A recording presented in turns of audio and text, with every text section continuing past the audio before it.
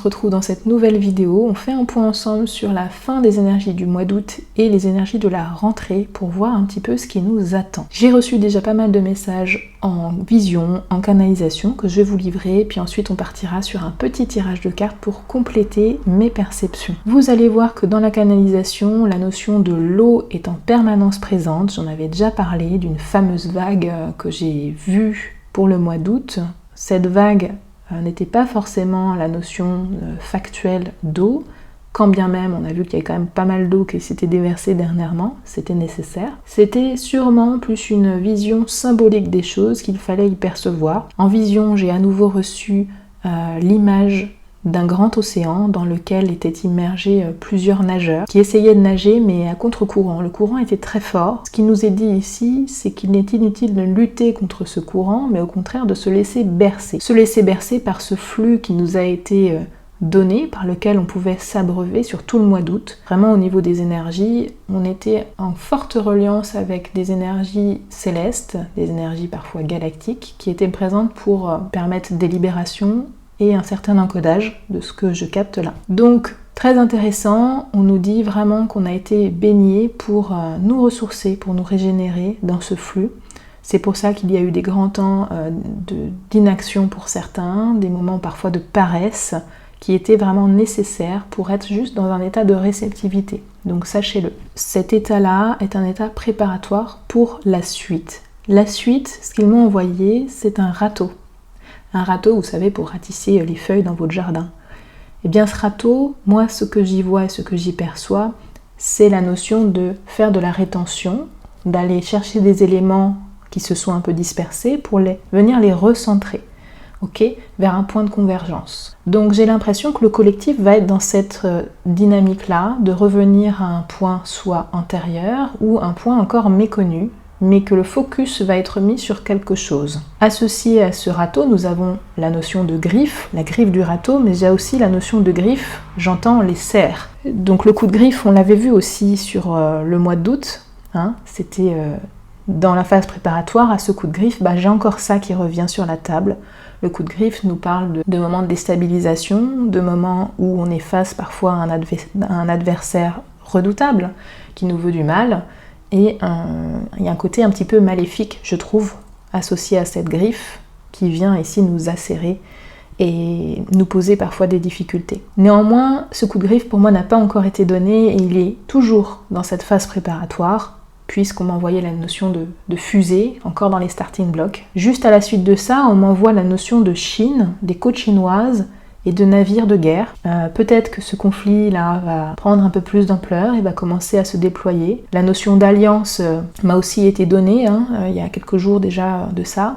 J'ai l'impression qu'il y a vraiment, on arrive à un carrefour important, à une patte d'oie qui fait qu'il y a des voies qui vont se séparer, donc aussi bien de point de vue individuel que collectif, sur les territoires, etc., les pays, les alliances. J'ai l'impression qu'il y a vraiment une trajectoire qui va se donner, une dispersion, une séparation qui est en train de se faire. Et c'est vraiment à l'image de ce qui m'est dit ensuite, puisqu'on me parle de l'Allemagne, qu'il va y avoir une cassure qui va être de plus en plus présente au sein de l'Europe. L'Allemagne va vouloir prendre de plus en plus son envol, ça va être manifeste. Ça vient traduire déjà cet élan de séparation. On m'a parlé de la Belgique, alors vous m'avez posé des questions, je suis brièvement allée me connecter à la Belgique. Ce qui m'a été donné, c'est, on m'a tout de suite parlé de tremblements de terre sous-marins, qui pourrait potentiellement submerger des côtes. Alors ne me demandez pas des délais, mais c'est vraiment ce que j'ai pu percevoir et que ça toucherait donc les côtes flamandes, les Flandres, si je dis pas de bêtises. Concernant le gouvernement en Belgique, on m'a parlé du fait qu'il est en train de prendre l'eau est encore présente. On m'a parlé d'échec. Et on m'a parlé de collusion. Dans sa définition, la collusion, je vais vous la donner, entente secrète entre deux ou plusieurs personnes pour agir en fraudant les droits d'un tiers, pour nuire à quelqu'un. Ça vous donne un petit peu la teinte et la teneur de ce qui se passe au niveau du gouvernement. Vient ensuite, reposez-vous, c'est le message qui m'a été donné. Puis on a abordé le sujet de la rentrée. La rentrée va être une grande phase pour moi de confusion. Nous rentrons de plus en plus dans une phase de confusion. Ils m'ont fait un écho aux écrits de Mary Summer-Rain, qui a écrit un ouvrage qui nous parle des changements qu'on est en train de vivre et à venir. Mary Summer-Rain retranscrit et traduit les initiations qu'elle a reçues par une chamane voyante qui s'appelle No Eyes. Lumineuse en parle très bien. Il y a des écrits que vous pouvez retrouver, je vous mettrai la référence si vous voulez. Cet ouvrage s'appelle L'envol du phénix. Le phénix qui renaît de ses cendres, qui fait allusion au temps d'apocalypse qu'on est en train de vivre, donc de grandes révélations et de grands changements, et de renaissance aussi, quelque part. Ils m'ont parlé de ce phénix-là et ils me l'ont montré en train d'ouvrir ses ailes, peut-être avant l'envol justement. Donc pour moi, on est dans la phase de dénouement, si vous voulez, dans tout ce qu'on est en train de vivre. Revenons à nos moutons et donc à la rentrée. Associé à ces grands tons de confusion, nous avions l'image d'un échafaudage avec, vous savez, une espèce d'enfilade de seaux qui permettent de déposer d'un point A à un point B des débris lorsque les ouvriers sont sur des chantiers et pour mener ces débris à la benne. Eh bien, j'avais le bruit et le tintement des pierres et des débris en train de parcourir leur distance du haut vers le bas de cette enfilade de seaux et c'était très désagréable. Il y avait beaucoup de résonance, il y avait du bruit, on parlait de cacophonie, donc de confusion et puis d'ébranlement. On y perd des plumes, quoi. C'est assez inconfortable, on passe un petit peu, en fait c'est ça, au niveau de la visualisation qu'il me donne là, c'est l'accouchement en fait. Il y a quelque chose qui est en train de naître et qui est en train de voir le jour et vraiment on est dans ce goulot d'étranglement et c'est très inconfortable. Après la phase de gestation de préparation, nous arrivons vraiment au chemin sinueux de traverse qui est nécessaire. Ils m'ont ensuite dit que nous allions avoir besoin de voler de nos propres ailes à un moment donné. J'ai l'impression qu'au niveau de nos besoins, il va y avoir des temps où nous allons être forcés et contraints à revenir à nous-mêmes, à des valeurs parfois ancestrales, des choses que l'on connaît au fond de nous, mais que nous avions peut-être mis de côté pour nous permettre d'avancer, puisque le monde qui nous entoure va de plus en plus s'étioler, c'est ce que j'entends, et la désillusion va être grande parfois. Ils m'ont ensuite parlé par rapport à cette rentrée des enfants, donc je voyais plutôt des enfants en bonne condition, et associé à ça, j'avais la symbolique de l'hippocampe, donc je vais vous lire 2-3 mots sur la symbolique que j'ai trouvée concernant l'animal totem de l'hippocampe. L'hippocampe est une créature unique, toujours calme, lorsqu'il navigue dans les mers. Donc on est encore dans la symbolique de l'eau, évidemment. Bon, il y a plein de symboliques qui sont associées, je vous invite vraiment à les voir. En tous les cas, on nous parle de lien ici, la nécessité d'être en famille, d'être en convivialité, la nécessité de prendre son temps, d'être patient, de discerner le vrai du faux dans les rapports et de ne pas se précipiter tête baissée. Grosso modo, et c'est déjà pas mal, c'est ce que j'ai pu percevoir. On va prendre rapidement un jeu ou deux pour aller un petit peu plus loin, voir ce qui se trame un petit peu pour cette rentrée.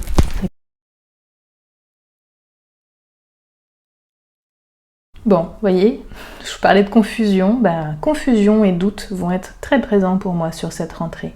Il va vraiment falloir s'écouter. En plus, on a la symbolique ici d'une jeune femme, donc ça peut nous parler des enfants aussi, qui a un peu la tête baissée, le regard bas, une forme de tristesse aussi qui est inscrite sur son visage. Et au niveau mental, ça vient beaucoup travailler.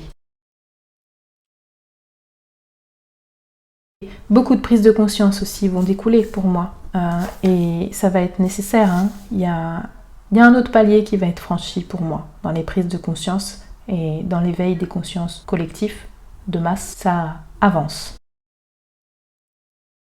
D'accord, nous avons ici la notion de jugement, peut-être donc, et probablement la notion de justice, des choses qui sont mises en lumière, qui sont actées, qui sont démontrées, des preuves qui ressortent, qui nous permettent de faire clarté sur des éléments importants suite à tout ce qu'on a vécu, et des décisions prises en ce sens. Puis la libération d'un blocage, d'accord, vous voyez, ça me fait écho ici à la transformation, à la notion du papillon, mais également à cet oiseau que j'ai vu s'envoler. La libération se fera par nous-mêmes, c'est-à-dire que c'est à nous de prendre cet envol-là pour se débloquer et sortir de cette cage. Ça nous fait suite aussi au jugement, possiblement la libération de certains freins qui étaient au niveau judiciaire encore présents. Nous avons la transformation qui arrive. Pour moi, on passe un cran au-dessus, ce qui implique encore un stade de métamorphose, de mutation nécessaire. Il y a des choses qui sont en mouvement, le changement arrive, on n'arrête pas de le répéter, mais vraiment, c'est ce qui se passe sous les apparences, parfois trompeuses. On parle de karma, on est vraiment en train de purifier une grosse tranche de karma sur les énergies du mois d'août, et pour moi ça continue sur le mois de septembre, c'est juste au-dessus de la carte des prises de conscience. Donc c'est super intéressant. À travers des expériences qu'on a menées et qu'on est en train de mener, on fait un gros nettoyage de fond et on est en train vraiment de trier les vieilles affaires dans le grenier, de faire un tri, de mettre des choses à la benne. Et là, il me renvoie à l'échafaudage, aux débris qui tombent là.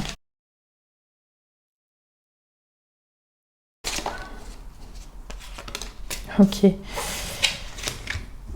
Bon, cette rentrée, c'est intéressant. Nous avons ici l'image pour moi du phénix, hein, c'est la grâce. Donc il y a une ouverture, il y a aussi les ailes là, qui s'ouvrent, mais pour moi c'est une grande symbolique de protection, mais aussi d'élévation. Donc dans les prises de conscience, pour moi il y a une vraie évolution, il y a quelque chose qui est mis en lumière par rapport à des événements sournois, des événements qui ont provoqué des états de frustration, si on parle de vol, de perte, d'abus aussi, qui sont donc mis en lumière et élevés par la grâce.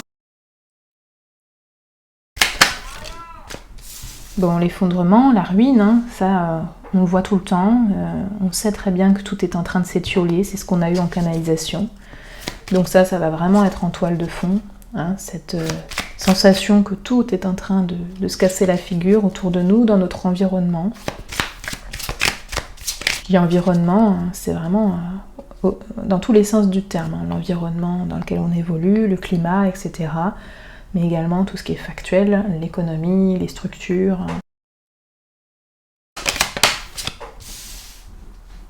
L'étoile de l'homme, le peuple, le départ, l'envolée. Encore une fois, on a la symbolique de l'oiseau, mais le nouveau départ, il viendra pour moi des hommes, et non pas de tout ce qui est en train de se casser la figure.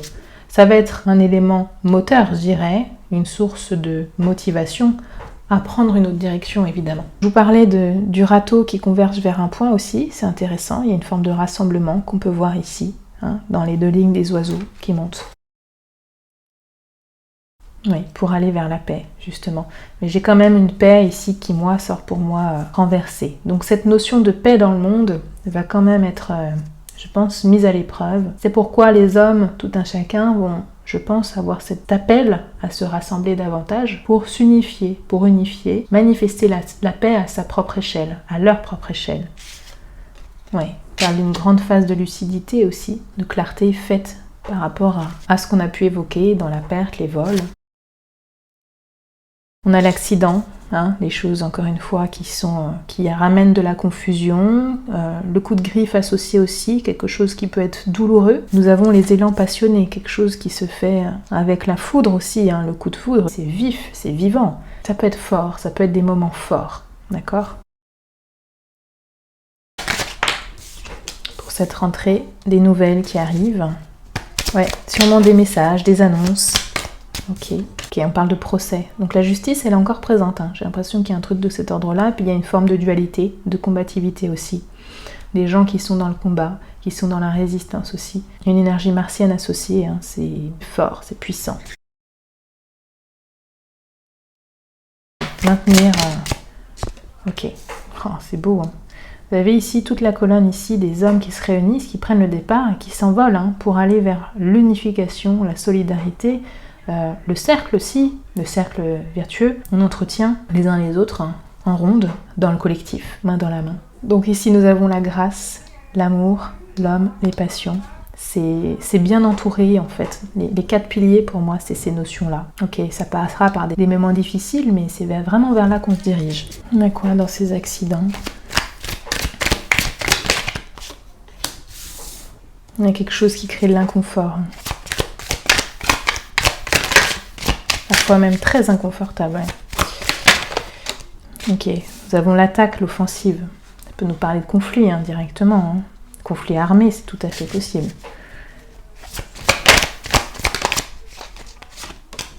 Qui met dans un état vulnérable. On parle d'hôpital, de santé, peut-être de mauvais état de santé. Ça nous parle aussi des établissements hein, de santé qui peuvent être pris d'assaut aussi. Il y a quand même un caillou dans la chaussure. Là. Ok. Pour une certaine période, on parle de 3 mois ici. D'accord. On parle d'une période de 3 mois. Ouais, l'intuition. S'écouter par rapport à ça. Ok. Il y a d'autres choses ? Ok. J'ai une femme. Côté intuitif aussi, le féminin sacré.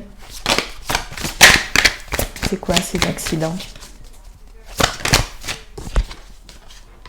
Ok, l'automne. Bon, ben, encore une période de 3 mois, mais ça peut nous parler de cet automne, effectivement. Des choses, hein.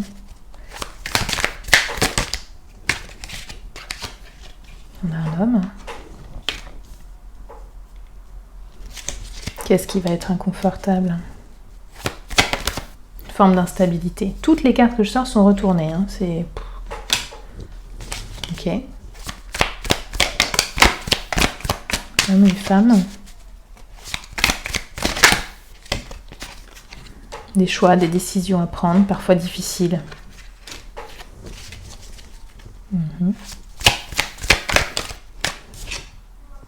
Ah, ok.